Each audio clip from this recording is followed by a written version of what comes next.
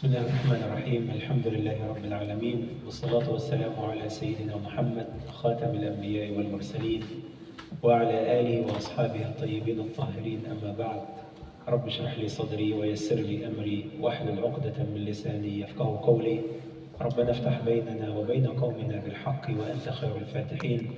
سبحانك ربنا لا علم لنا إلا ما علمتنا إنك أنت العليم الحكيم. السلام عليكم ورحمة الله وبركاته. Subhanallah, yani, when we get together in the house of Allah, we revive one of the fundamentals of our deen, one of the miraculous tools to keep us always on the right track. Did you know that Rasulullah sallallahu alaihi wasallam said to the best of all humans after prophets, يعني أفضل الناس بعد الأنبياء أصحاب رسول الله صلى الله عليه وسلم.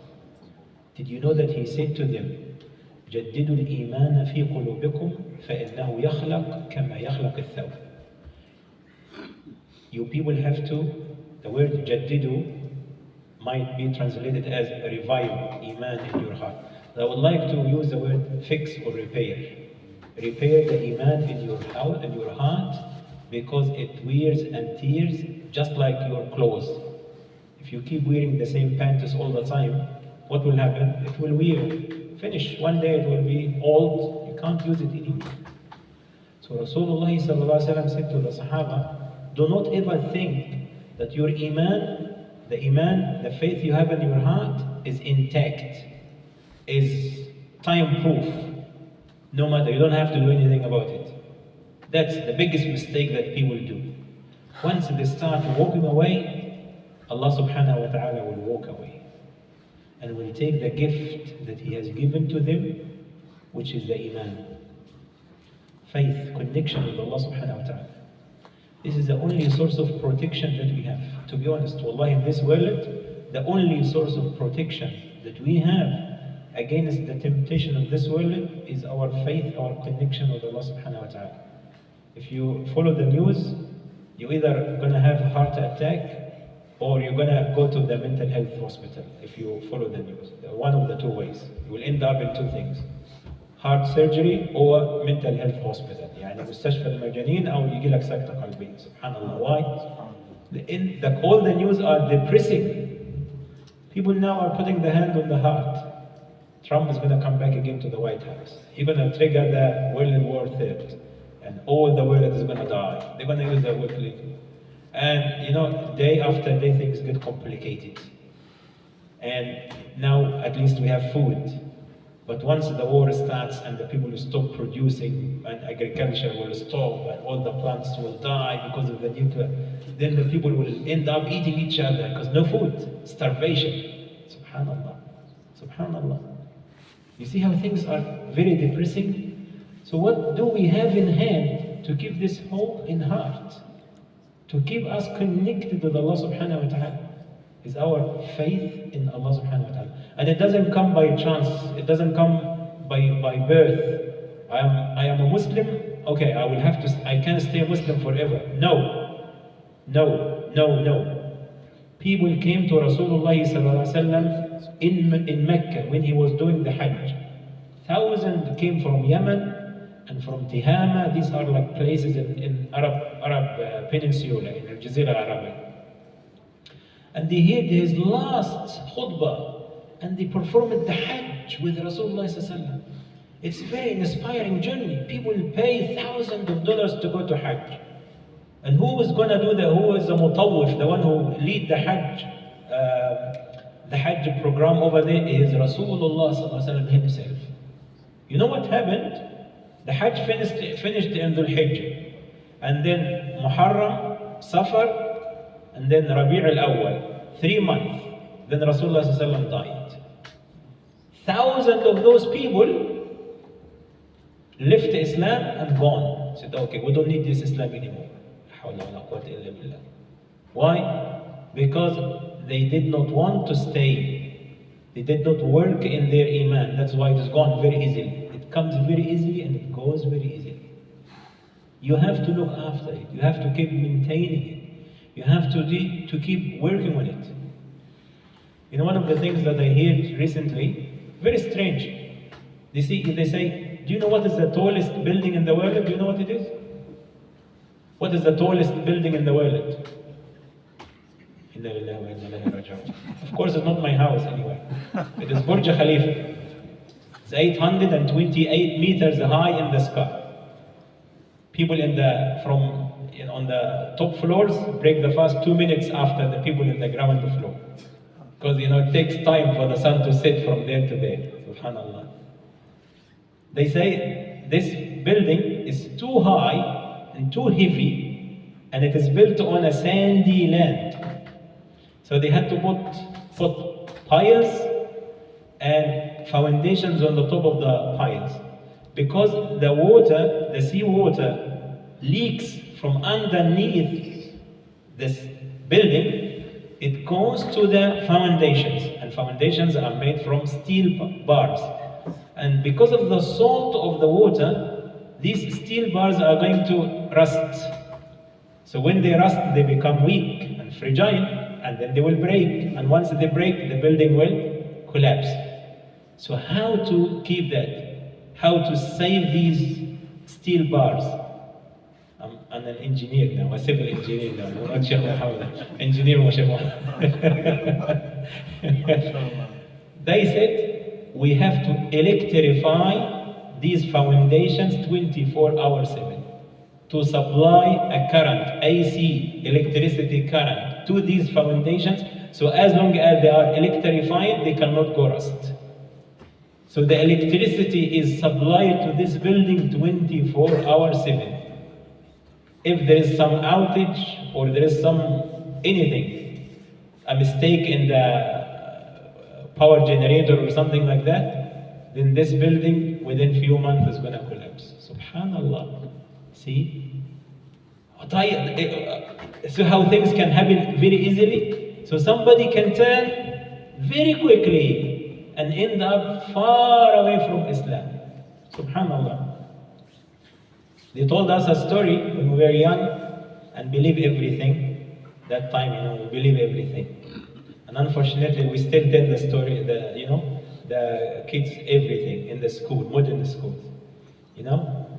The kids here know about this Maori guy who wanted to work for long hours, but the sun set early. He got angry with the sun, and he made a rope from the straw, from the hay, from the dried plants. And he went up to the sky, to the sun, tied it up, and started beating the sun. So the sun got scared, and she didn't sit early, and she stayed up for another few hours so he can work more. And the kids clapped their hands, hey, mashallah, what is? Big lying. They lie to the people, and the people have to believe. Anyway, that story is true, that I'm going to share with you. There was a mu'adhin, somebody who would give adhan. أطول الناس أعناقا يوم القيامة المؤذنون. And back in the time, they didn't have microphones or speakers, so they used to go up on a staircase all the way up to the minaret, and when they reach the top, they give adhan. So, one day he was giving adhan, and he got in the neighborhood a house of a Christian family, and they have a big yard. So the daughter of the man of the house was doing something in the backyard. She was not dressed or fully covered, so when he saw her, he fell in love with her. Subhanallah. He started thinking too much about her. Then he straight away finished the azan, the prayer, and he went to the house. He thought this is a Muslim family. He knocked at the door, and he said, I would like to marry your daughter. He said, but we are Christians, and you are a Muslim, and we're not going to give our daughter to a Muslim. He said, no other option. He said, no. You need to become a Christian to give up your Islam, and I can give you my daughter in marriage. He said, okay, deal. I give up Islam. How to become a Christian? He said, hang the cross, you come with us to the church, and you come live with us. He became a Christian, he lived with him, and because he's a professional climber, mountain climber, he used to climb with the Ma'adana. His wife asked him to, or the girl asked him to go up and fix something on the top of the roof. He went up, and subhanallah, he was climbing very steep stairs, and then he fell off the roof and he died. He didn't get the girl, and he didn't actually stay Muslim. He lost both of them. So do not trust your iman is going to stay unless you work on it. If you work on it, Allah subhanahu wa ta'ala will preserve it for you. How to work on my iman? You have to do the things that Allah told us to do. Subhanallah. If you see a doctor and the doctor said, okay, if you want to have good heart, health of the heart, do exercises, cut down your fat, cut down your sugar, go and do some sports, don't fight with your wife, stay within the limitation of your food. He will tell you some instructions. Follow these instructions, you stay healthy, right? So what you need to do is to follow the instructions of, اتبع تعليمات الطبيب, follow the instruction of the doctor. Allah subhanahu wa ta'ala wants us to stay Muslims, believers. So what you need to do is to follow the instructions of Allah subhanahu wa ta'ala. Allah says, إِنَّمَا يَعْمُرُ مَسَاجِدَ اللَّهِ مَنْ آمَنَ بِاللَّهِ وَالْيَوْمِ الْآخِرِ. Those people who make their steps to the masjid, their iman is stable. Their iman is looked after. Their iman is fast. So that is something we have to take into consideration. Rasulullah sallallahu alayhi wa sallam said, من صلى الفجر في جماعة, we said it before, فهو في ذمة الله. في ذمة الله. Think about it. Allah subhanahu wa ta'ala will look after you all the day long if you do the Fajr Salah. Subhanallah. So stay in touch, stay with Allah subhanahu wa ta'ala, look after your iman, your faith. Allah subhanahu wa ta'ala will look after you and your dunya and your akhirah as well. Not just your dunya, but your dunya and your akhirah. Subhanallah. Because we think if we play smart, we can get away from Allah to grab the dunya. If we run away from Allah, I will get it first. But Allah subhanahu wa ta'ala, is always telling us that you cannot take it from Allah by force. You cannot force Allah to give you what He doesn't want to give. Again, you cannot force Allah to give you what He doesn't want to give. Clear, subhanallah. One day Rasulullah was giving the khutbah, Jum'ah, the best speaker. His talk in the Jum'ah is amazing, incredible. Such beautiful that people couldn't even memorize it because it's so overwhelming. Giving the khutbah and mashallah, everyone is sitting stand. No one is moving at all. But all of a sudden, some noise came from outside the masjid. Jalaba min kharij al-masjid. A lot of noise coming from them. What that? They were looking up for a trading caravan, some camels coming from Sham and loaded with a lot of food and oil and a lot of goods, a lot of products. And they know that everyone is waiting for this to arrive. It was actually overdue and it just arrived right on this particular time. And all men in the masjid for Jum'ah, and women at home or maybe in the masjid, but no one there. So the lucky one is the one who is out on the street because he will get the best deals. The best deals. He will be the first. And as you know, first in, first servant. First in, first servant. So now I have to make a decision. If I stay until Rasulullah is finished, I go out, no deeds, gone. All the bada'a, all the products is gone. And if I leave now, it's okay. Inna Allah ghafurur rahim, Allah will forgive me. Next Friday, inshallah, we'll make it. So the people left Rasulullah and they're gone. They left the masjid. He was all alone, giving the khutbah to nobody. And all gone. Subhanallah. So Allah reminded them, Subhanallah, saying, وَإِذَا رَأَوْا تِجَارَةً أَوْ لَهْوًا انْفَضُّوا إِلَيْهَا وَتَرَكُوكَ قَائِمًا قُلْ مَا عِنْدَ اللَّهِ خَيْرٌ مِنَ اللَّهْوِ وَمِنَ التِّجَارَةِ وَاللَّهُ خَيْرُ الرَّازِقِينَ.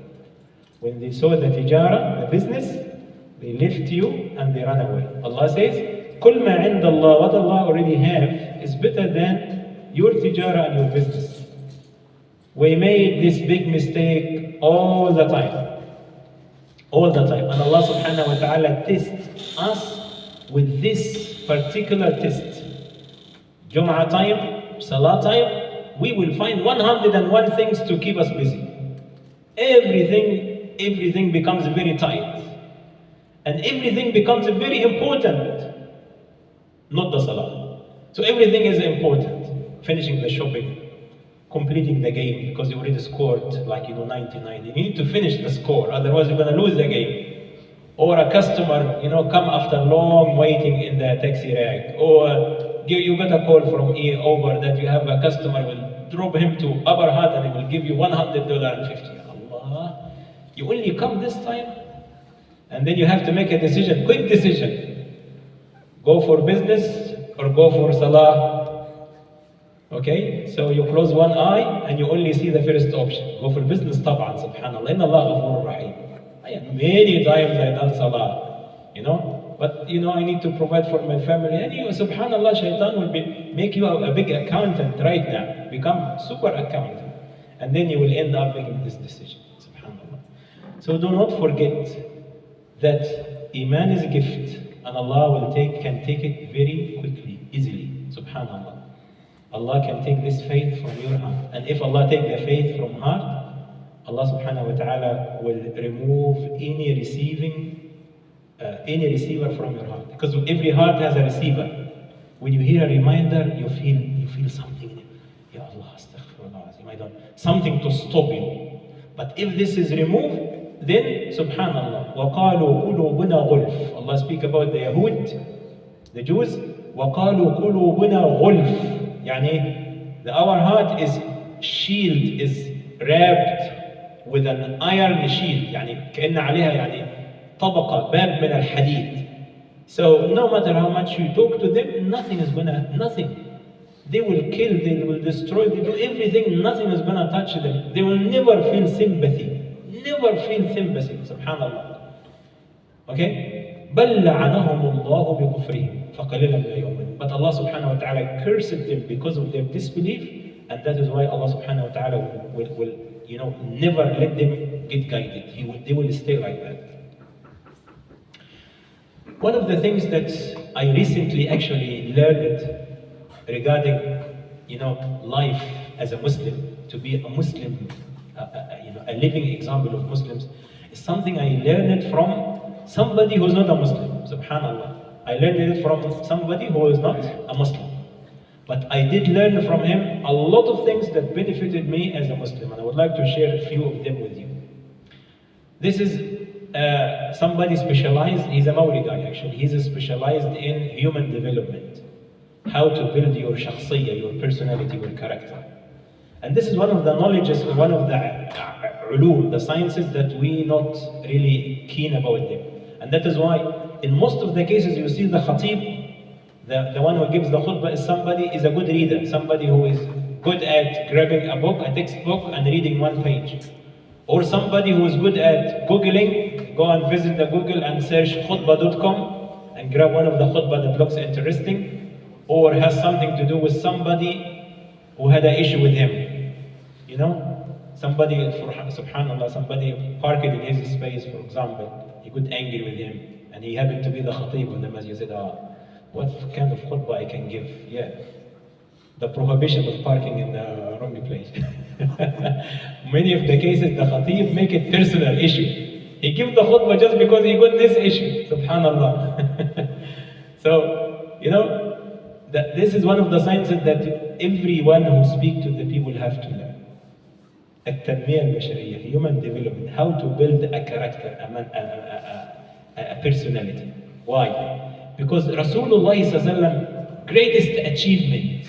What is the greatest achievement of Rasulullah in his lifetime? Receiving the Quran? Anyone can receive the Quran. But what was the greatest achievement of Rasulullah? The greatest achievement that you ever can think of. Did he build Burj Khalifa? No, he didn't build the Burj Khalifa. Did he build a new city or a new administrative city, or did he build like towers, or did he build? He didn't build any buildings. Apart from his house and the masjid. He trained and he raised a generation of people who happened or who managed to be all of them, one by one, all of them leaders, all of them heroes. And within 25 years only, 25 years from Rasulullah ﷺ, this time they took Islam to all corners of the world. Islam reached all the world. No cars, no aeroplanes, no internet, no phones, no communications. They just taught Islam in person in 25 years to all corners of the world. It is now proven by evidence, that the people who lived in America, United States of America and Canada and Mexico and South America, they call them Red Indians. Those people who lived there hundreds of years before Christopher Columbus landed there were Muslims. They lived and killed as Muslims. They were practicing Islam and they left behind writings and remains and buildings that tell without no doubt that those people who lived here hundreds of years before the Europeans invaded this land and wiped out the indigenous people were Muslims. So the generation Rasulullah ﷺ raised in 25 years, they were the genius achievement of Rasulullah ﷺ. That is why the best investment for any community, for any family, is to invest in people, not just invest in buildings, in properties. Unfortunately, a lot of families, they care much about what food they feed the children, what clothes they buy, what parties they take, what restaurant they take them, what kind of shopping they do every week for them. But they don't want to, or they don't care about investing in the children themselves, in the wife herself, subhanallah. It's investing in humans. Rasulullah ﷺ invested in humans, and he raised this generation of superheroes. And this science is what we call it today at-tanmiyah al-bashariyah, the human development, how to build a human. And this human is going to build everything after that. Subhanallah. So, what did this Maori guy say about at-tanmiyah al-bashariyah, or building the personality? He is actually talking about an Islamic knowledge, but unfortunately we have to import it from somebody else. The same way now we imported these sciences that we have today from Europe, but these are actually our own knowledge that the Muslims actually started. The Muslims started surgeries. They done eye surgeries, complicated eye surgeries, in a time when in Europe, when somebody gets sick, they chuck him in the rubbish because they believe that he got a devil in him. If you keep him in the house, the devil will affect everyone. Take this person, throw it on the top, on the rubbish dump. Let him die. Why? Because he got the devil. Subhanallah.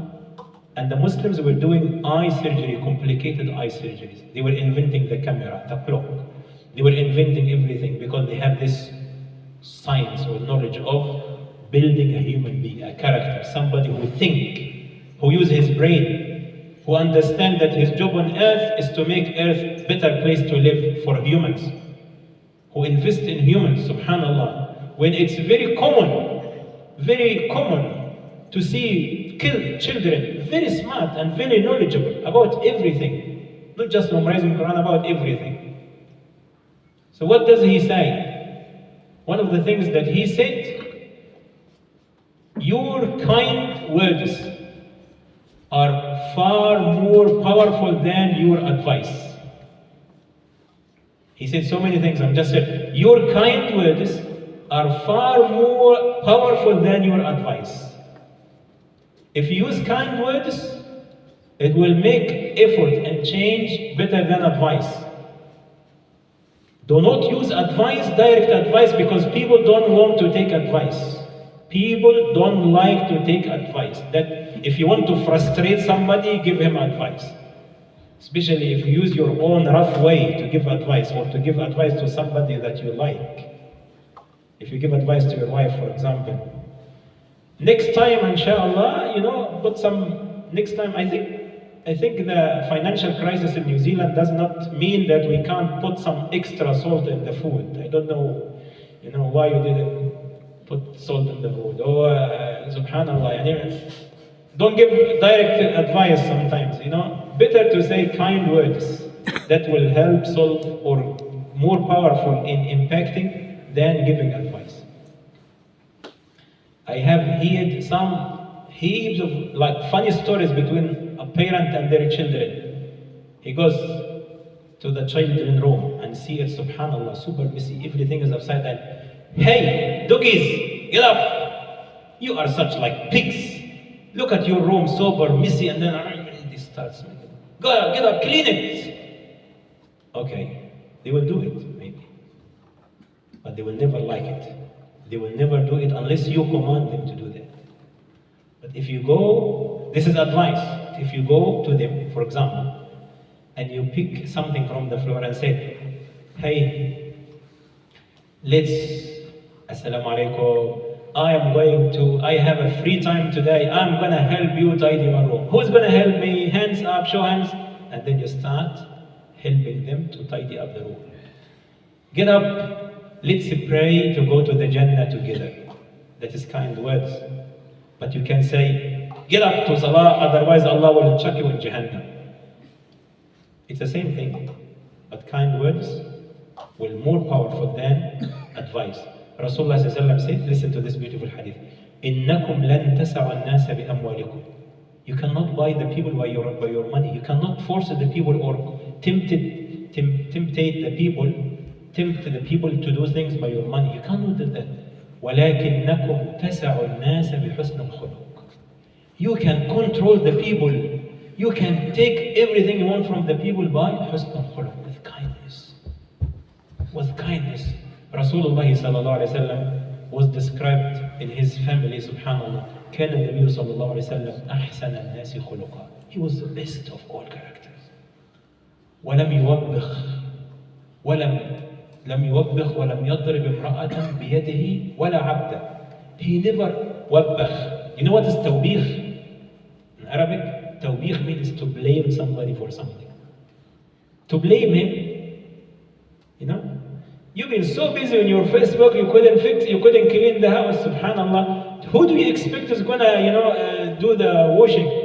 Do you want me to come back from work and you do this and that? Keep, pushing, putting too much pressure. Rasulullah Anas ibn Malik served Rasulullah 10 years. 10 years!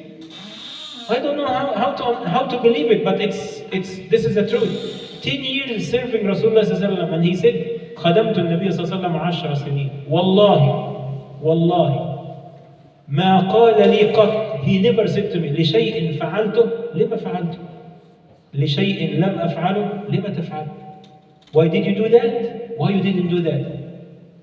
How many times we keep kind of judging the people around us. Why did you do that? Why you didn't do that? Why you get that? Why you, hey. Why you are a policeman everywhere? Wherever you are, you act like a policeman. That is not the way life goes. Be kind. I heard you this, I think we spoke about the story many times before. There was an old man who was doing a wrong wudu. Maybe he's washing his feet before washing his face. And two superhero teachers sitting next to him. But they were still too young. Al-Hassan and Al-Hussein, the grandchildren of Rasulullah. And they looked at the man and said, he's doing a wrong wudu. What are we going to do now? What we can do? If we go and tell him straight away, if we go and tell him, يا عمي وضوءك غلط. يا حبيبي يبقى أنت وصلت للسن دوت ولسه لغاية دلوقتي مش عارف تتوضأ. يا أخي عيب على سنك وعلى شفتك. You have reached this age and you still can't. How idiot you are, subhanallah. Probably he was going to give up Islam hey guys, get lost. But what they did, they grabbed some water and they went to him. Said, Uncle, this is my brother here. He's older than me, yes, but guess what? I make wudu better than him. But he still claims that he makes wudu better than me. We need you to be our judge. Watch us. Both of them started making wudu exactly the same. And he noticed, he learned from that his wudu is far away. It's not. He said, "La hawla wa la ilaha." I've been doing my wudu wrong for many years. He said, Barakallahu fikum. And Allah give you barakah. You didn't, judge me. You didn't hurt me. You just said it in a very gentle way. Your kindness is more powerful than your advice. One more thing and I'm finished. He said, what makes your future is your decisions, not your chances. What makes your future is your decisions, not your chances. Yani, Allah subhanahu wa ta'ala will give you chances in life. But it doesn't mean that because you have these chances, then you have a good future or bad future. It's about the decisions you make regarding these chances available. Yani, you see, students go to the same classroom, same chance. Same school, same chance. Learn from the same teacher, same chance. They may live in the same circumstance, similar circumstances, same chance. But one of them advanced and one of them failed. Why? Why? They got the same chances in life, right? يعني عندهم نفس الفرص في الحياة. المشكلة فين? Where is the problem? The choices, the decisions they make that actually make the difference. Somebody make difference. Did you know that, let's just talk about financial success. Just financial success, even though this is not success in Islam. Bill Gates, Steve Jobs, Microsoft, and Apple. Those two guys did not learn higher than high school. They just got high school, that's it. They didn't go to university. And now they are the biggest billionaires and they made changes in the whole entire world. They have maybe chances that are similar to millions of people who completed high school. But the decisions they make, or they may make. So you may get chances in your life, but if you stuck in your chances and blame the chances, you will never, or make the wrong decisions. Don't blame except anyone but yourself. Allah subhanahu wa ta'ala said about that in the Quran.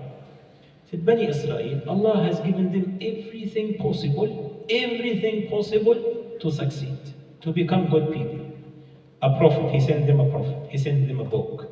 He sent them water when they needed water. He sent them food when they needed food. He sent them shelter when they needed shelter. He sent them everything. He gave them everything, but they failed. Why? Allah subhanahu wa ta'ala said, وَمَا ظَلَمْنَاهُمْ وَلَكِنْ كَانُوا أَنفُسَهُمْ يَظْلِمُونَ. We did not wrong them, but they made the choice. So you always think about not the chances available to you, because if you think about the chances, you will start comparing yourself with somebody else. Subhanallah. You know what? Because I don't have hybrid car, I don't do good taxi job. But if I got hybrid or battery car, I will make super money. Because I didn't get full-time job, I couldn't make much money. That's why I failed. I'm not rich enough. Because I married the wrong woman, I am miserable in my life. You see? Because my kids are, naughty or something, you will have so many excuses. You will have so many things because you always look at the chances, but you don't look at the decisions that you made. I give you a final example and finish. One young man was a Muslim for 15 minutes only. 15 minutes Muslim. Rasulullah ﷺ was around a Khaybar, doing siege or hisar, Khaybar. And then they are around the fences trying to break into the fence and, put those people under discipline. So there was a shepherd, a young man with some sheep. He noticed some activities happening. He said, what's going on here? He went to those guys and he said, hey, what's going on here, guys? He said, this is Rasulullah, Muhammad sallallahu alaihi wasallam. And those are the enemies of Allah, and we're going to fight them, and we are here just to break into them. What the Rasulullah says, what this man says, he said, if you become a Muslim, if you believe in Allah, Muhammad Rasulullah sallallahu alaihi wasallam, you will enter the Jannah if you just continue dying. He said, Can I become a Muslim now? Yes, you can. Okay, what do I need to do now? You join us. We are in the army now. Everyone is in the army. Okay, what about my sheep? I said, don't worry, just look after them. Okay, I am now one of the armies. And subhanallah, that was 15-minute discussion. He received an arrow coming from subhanallah, from the castle, went to the right hand side of his heart, he passed away. Rasulullah sallallahu alaihi wasallam said, "Huwa fil Jannah." He's in the Jannah. He didn't pray one single prayer. He didn't fast one single day. He didn't even make wudu. He didn't learn one single ayah from the Quran. He made a decision. He made a right decision. And within 15 minutes, he was on the level of Hamza ibn Abdul Muttalib radiallahu anhu. In the same أعلى درجات الفرد, shaheed. He died shaheed. He was shaheed. Subhanallah. Another guy got different chances. Somebody who lived with Rasulullah sallallahu not 23 years, not 10 years in Medina, but he lived with Rasulullah sallallahu alayhi wasallam almost 47 years of life. He was Rasulullah sallallahu alayhi wasallam, they were living together for 47 years, almost 47 years. And he was eating with him, and he was talking to him every day. He knows everything about him. Who was that? Can anyone guess? Abu Talib, the uncle of Rasulullah sallallahu alayhi wasallam. How many chances that he get to become a Muslim or to believe in Islam? Heaps of chances. Until the last minute of his life, he was just on the deathbed. And Rasulullah sallallahu said it next to him, just next to him, subhanallah. So it's talking to him in his ears, Ya Am, just say it. قُلْهَا كَلِمَةً أُجَادِلُ بِهَا أَمَامَ رَبِّي. Just say it and I will talk to Allah about it. No. He made the decision. He made the wrong decision. How many chances he got? Hundreds and hundreds and hundreds of times more than the chances this young man got on the day of Khaybar. But they made different decisions. One made a decision that makes him fail, and the other one make a decision that makes him succeed. So what makes you future is not the chances that you have, but the decisions you make. So think about the decisions before you think about the chances. May Allah subhanahu wa ta'ala give us the best of this life and the life to come, inshallah. May Allah subhanahu wa ta'ala give us the highest place in the Jannah in the company of Rasulullah sallallahu alayhi wa sallam. ربنا آتنا في الدنيا حسنة وفي الآخرة حسنة وقنا عذاب النار. ربنا تقبل منا إنك أنت السميع العليم وتب علينا إنك أنت التواب الرحيم. اللهم اغفر ذنوبنا واستر عيوبنا وارحمنا رحمة واسعة يا أرحم الراحمين. سبحان ربك رب العزة عما يصفون وسلام على المرسلين والحمد لله رب العالمين. والسلام عليكم ورحمة الله.